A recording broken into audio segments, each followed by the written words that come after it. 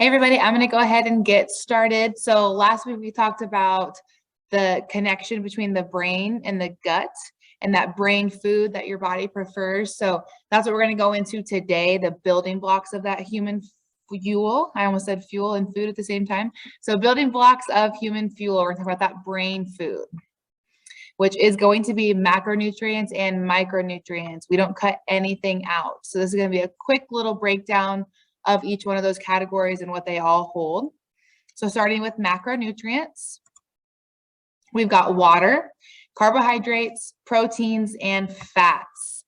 So starting with water.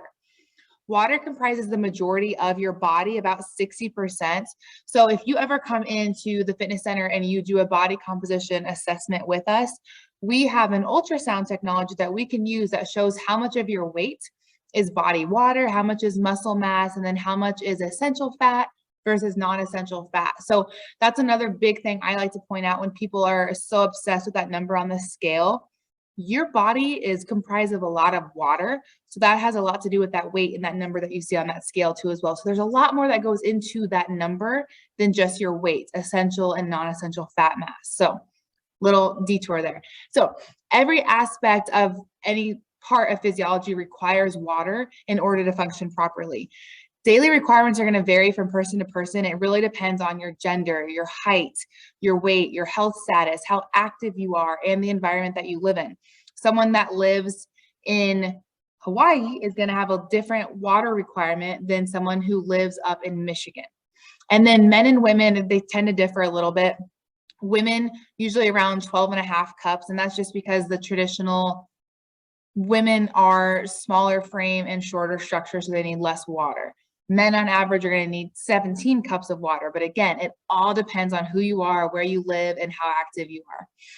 To tell if you are hydrated enough, or maybe if you're dehydrated, urine is going to be the best way to check that.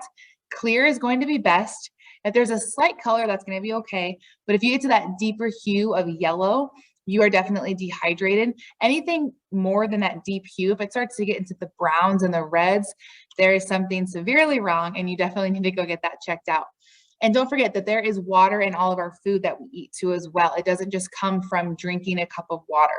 About 20% comes from the food that you actually eat, and especially foods like fruits and vegetables, those have so much water in them.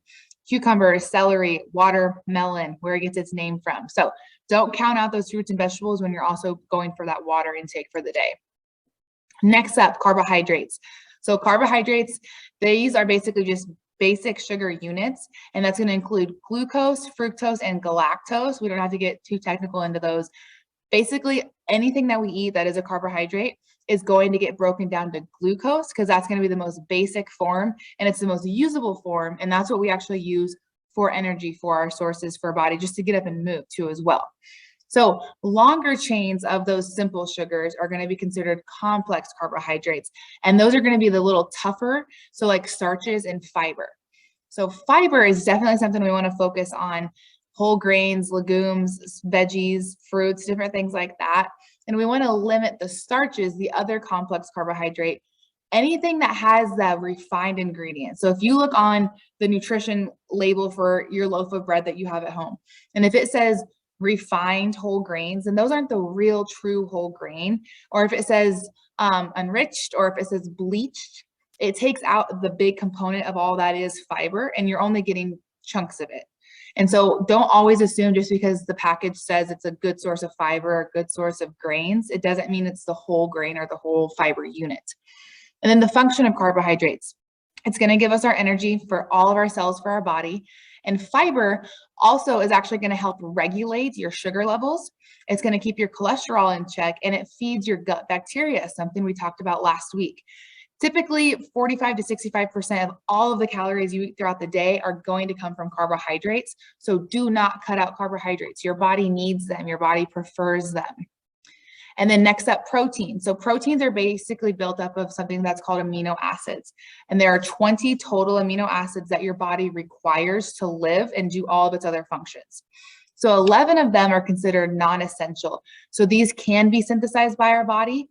And then there are 9 that are essential. And so our body cannot make these, they cannot create these. So you need to get them from your diet. And the function of proteins, they're the building blocks of every single structure in your body. They're going to maintain and they're going to help repair all of our physical selves and our physical being, especially after a really tough workout. Protein can provide energy to get you through the day, but it is not a good source compared to carbs and fats. And it actually takes away your muscle that you're working so hard to build if you have to dig into those protein sources to get yourself some energy. It kind of just takes away all that really hard work that we did. You can get protein from dairy, meats, fish, plants, legumes, nuts, seeds, and whole grains too as well. And about 10 to 35% of your daily calories is going to come from protein. And then next up, we have fat. So there's saturated fat and there's unsaturated fat, and then there's trans fats. So unsaturated and trans fats, those are going to be named all due based on their chemistry, kind of how there were simple and complex carbohydrates. That's how we have different forms of fat too as well. Saturated fats are going to be found in our animal products like beef, pork, and dairy, and some plants too as well. And then unsaturated fats, those are going to be the omega fatty acids. If you've always heard about omega-3 fatty acids, like you find in salmon and nuts and stuff, the healthy, the good ones. And our body can't make these, so we need to get these from food. And then there are trans fats. These are the ones we want to avoid. These are very well known to be found in processed foods, and they occur naturally in our meat and dairy products. Fats can be a really good source of energy, but they're not the preferred source. Carbohydrates are. The body is going to store any excess fat in two forms. It's going to be under your skin and then around your organs for protection. So those inner organs are going to get a lot of protection as well as insulation to keep them and regulate them at that temperature that we need to survive. So about 20 to 35% of your daily calories are going to come from fats. So micronutrients, these are going to be our vitamins and our minerals. Vitamins, these are organic compounds that can be affected by heat, air, and acid. And so it makes them a little trickier to get into the body compared to minerals, which we'll talk about next. So there's water soluble and there are fat soluble. So obviously water soluble can be dissolved in water so they can move around your body really easily. And these are going to be in all of your B and C vitamins. And not much of these are going to be stored in our body. So we don't need to consume them every single day because all of the excess is going to be excreted by our kidneys when we go to the bathroom. And then fat soluble, obviously going to dissolve in fat, not water. So they need a lot of help to travel throughout the body to get everywhere that we need them to. And this is going to be vitamins A, D, E, and K. And these are stored in our fat and the liver. So again, we don't really need to consume as frequently because we are going to store them, but we still need to consume them. Both of them are going to be found in a wide variety of whole animal and plant foods. So keep your plate diverse and colorful and you're going to get enough. And you're going to find out this is the exact same thing for the minerals too as well. Fruits and vegetables, always going for natural and trying not to supplement to get in our vitamins and minerals. We always want to do food for that. So the function, it's going to release that energy from food so we can get up and move and live. It's going to help build proteins in cells. It helps maintain your immunity, your eye and your bone health too as well. It repairs tissue damages and it's going to shield your cells from damaging molecules. So vitamins do quite a bit. And then minerals, these are going to be inorganic compounds so they don't get affected by heat, air, and acid. That's the big main difference between vitamins and minerals. So these can get a lot easier throughout our body from food and water. So there are major minerals and there are trace minerals. And depending on which one they are, if they're going to be stored in larger quantities or if they're going to be stored in smaller quantities. And there on the screen, you can see the different minerals that we have: chloride, magnesium, sodium, we got manganese, zinc, all these different things you might see in the vitamin supplement aisle. But again, we want to source these from our whole animal and plant foods and try not to get them as much from supplements if we can. The function of minerals, they're going to balance your body's water level. They're going to maintain your bone, nail, skin, and tooth health. They carry oxygen into the blood to where we need them to, especially if we're sitting down after eating, all of that oxygen and everything else in the processes are going to be digesting that food. But if we're up and working out, we need all of that oxygen in our blood to get to those moving muscles.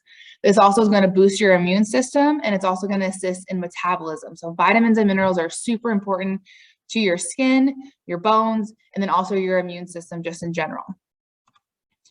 So that is a quick rundown of all of the foods that we need to support that brain and gut connection with our macronutrients and with our micronutrients. And notice I didn't cut anything out. I didn't tell you exactly how much to eat. There's a wide variety of each macronutrient and micronutrient. If you have any questions about this, you can put them in the chat or you can always send me an email and I'll get right back to you. So there's your Zen and 10 for today. Tomorrow we've got Work It Wednesday, and we've got a good lower body and upper body workout we're going to do. So I hope to see you tomorrow.